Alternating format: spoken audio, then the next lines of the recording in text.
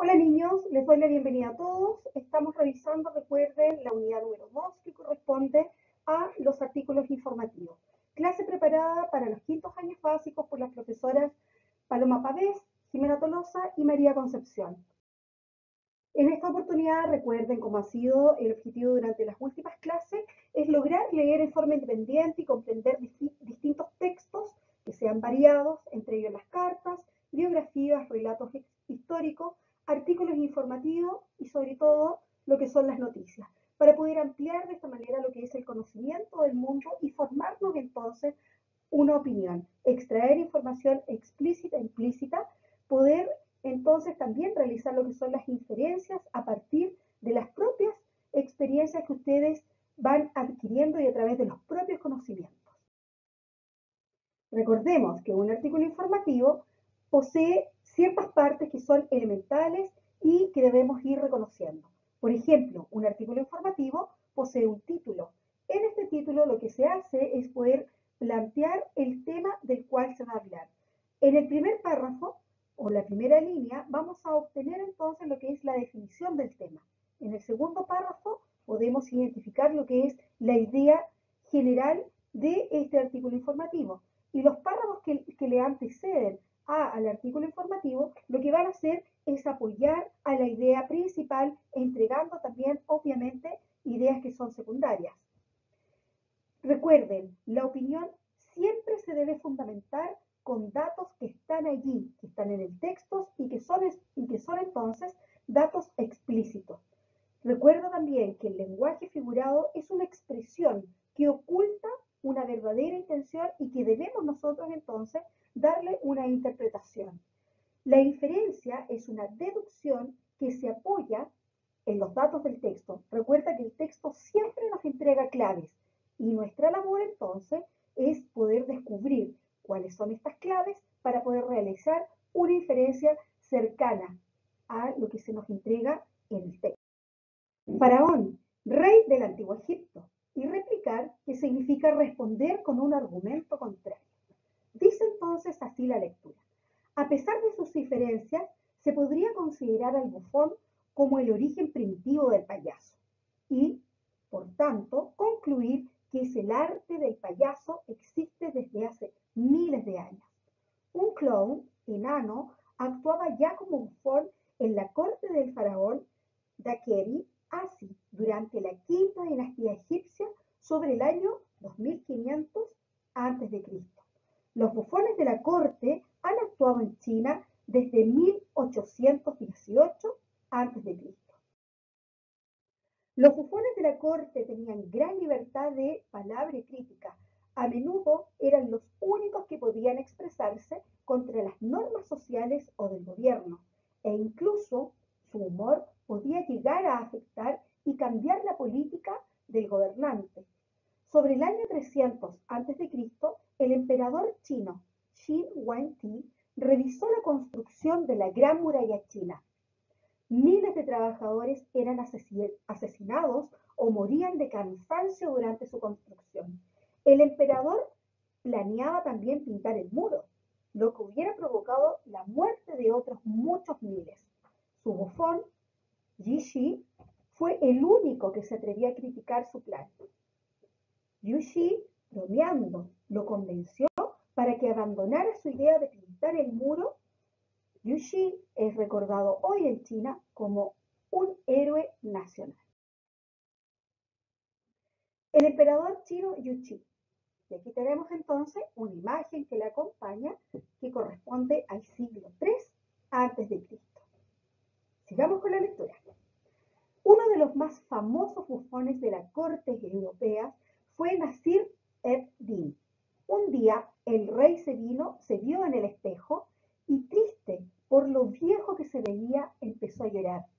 Los demás miembros de la corte decidieron que lo mejor que podían hacer era llorar también. Cuando el rey paró de llorar, todos pararon de llorar, excepto Nasir ed-Din. Cuando el rey le preguntó a Nasir por qué continuaba llorando, él replicó: Señor, tú te has visto a ti mismo en el espejo solo por un momento y has empezado a llorar. Yo te veo todo el tiempo. ¿Qué te pareció el texto? Texto que fue recuperado el 13 de julio del 2016 por Cloud Planet.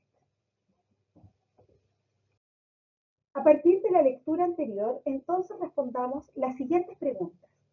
¿Cuál es el tema? Número 2. ¿Cuándo actuó por primera vez un bufón? Número 3. ¿Cuál es la idea principal del texto? Número 4. ¿Cuál es la idea secundaria en el segundo párrafo? Número 5. ¿Cuál es la idea secundaria en el tercer párrafo? Número 6. ¿En qué época actuó el primer bufón que se conoce? Número 7. ¿Con qué finalidad se menciona al bufón Yushi en el artículo leído? Número 8. ¿Cuál es el significado de la expresión? Señor, tú te has visto a ti mismo en el espejo, solo por unos momentos, y has empezado a llorar. Yo te veo todo el tiempo. Número 10. Analiza la información del texto e indica si su título presenta el contenido. Recuerden que muchas de las preguntas que están planteadas acá, la información se puede extraer de forma explícita. Eso quiere decir que la respuesta se identifica y se reconoce dentro del mismo texto. Aquellas preguntas en las cuales se menciona, por ejemplo, la finalidad de identificar al bufón dentro del artículo leído, recuerda que ahí lo que debes hacer es fundamental.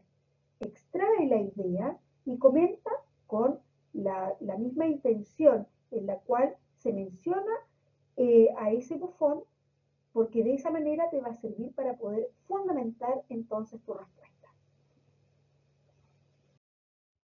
Leamos entonces el texto número 2. Dice así: muchos lugares de África son más modernos de lo que la gente piensa. Como ocurre en varios casos de progreso, hay ventajas y desventajas que enfrentar.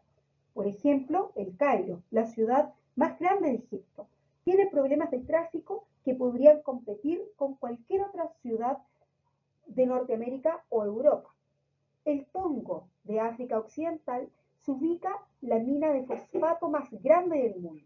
Nigeria solo tiene más de 50 ciudades con poblaciones numerosas. En la Universidad Nacional de Costa de Marfil, los estudiantes aprenden artes y ciencias. La costa de Kenia es popular entre los turistas que gustan de playas arenosas y buenos restaurantes. Recuerda que la información la podemos organizar entonces también en diferentes tipos de organizadores gráficos. Este es un tipo de organización bastante sencillo. Si seguimos los pasos que nos está pidiendo para poder completar la información que la podemos extraer del texto anterior, nos vamos a poder dar cuenta que la organización de la información se hace bastante más expedita. Entonces, en la parte de aquí arriba, lo que debes hacer es ubicar los lugares modernos de África. Luego, en la parte que está acá abajo, luego de la línea, coloca ventajas y desventajas de aquellos lugares. Luego menciona un subtítulo y menciona los detalles que ahí existen. Y por último, en el tercer casillo, mencionas otro subtítulo y luego hacia abajo incluye los detalles. ¿Bien? Respondamos entonces las preguntas que están en relación del texto. ¿Cuál es la idea principal del texto? Número 2. ¿Cómo se describe qué es el Cairo? Número 3. ¿Qué título sería apropiado para el texto? Número 4. ¿Qué podemos concluir respecto de Nigeria? Número 5. ¿Por qué África es un lugar moderno? Número 6. ¿Qué encontramos en el Congo? Número 7. ¿Dónde se ubica África? Número 8. Si pudieras viajar a África, ¿qué lugares visitarías? Según la lectura del texto, y entonces ahí fundamentas. Y número 9. ¿Qué tiene en común Egipto y una ciudad moderna como Norteamérica y Europa? Nuevamente, recuerda tomar las claves del texto y realizar entonces comparaciones con lo que tú ya sabes de las ciudades norteamericanas y europeas.